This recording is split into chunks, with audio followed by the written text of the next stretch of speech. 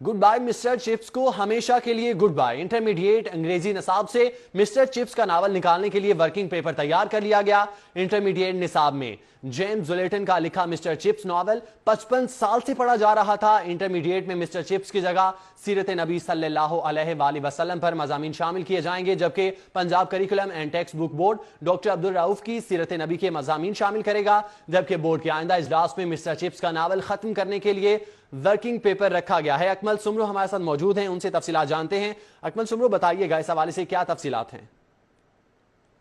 जी, ये शोरा आफाक नावल है जो कि गुज़िश्ता 55 सालों से पंजाब के तालीमी इदारों में इंटरमीडिएट के अंग्रेज़ी निसाब में शामिल है। और इस मिस्टर चिप्स का गुड बाय मिस्टर चिप्स का ये जो नावल है, ये बुनियादी तौर पर 20 नंबरों पर मुश्तमिल इसके सवालात बोर्ड्स के इम्तिहानात में आते थे। Punjab curriculum and text book board की जानिब से अब एक वर्किंग पेपर तैयार किया गया है, जिसके तहत गुड बाय मिस्टर चिप्स का ये नावल हमेशा के लिए ख़त्म किया जा रहा है। और इसकी जगह डॉक्टर अब्दुल रऊफ के जो मज़ामीन हैं सीरत नबी सल्लल्लाहु अलैहि वसल्लम के हवाले से, वो मज़ामीन जो है वो इंटरमीडिएट अंग्रेज़ी के निसाब में शामिल किए जाएंगे। मैं इस हवाले से ये बता दूं कि गुड बाय मिस्टर चिप्स का नावल बुनियादी तौर पर 1934 में जेम्स हिल्टन ने लिखा था और 50 सफ़ात पर मुश्तमिल इस नावल को 1963 में तालीमी निसाब का हिस्सा बनाया गया था। और अंग्रेज़ी के निसाब में जो अंग्रेज़ी की कुतब है, ख़ास तौर पर सेकंड ईयर की, उसमें इस नावल को शामिल किया गया था। और ये नावल जो है वो हमेशा के लिए जो इंटरमीडिएट के तलबा और तालिबात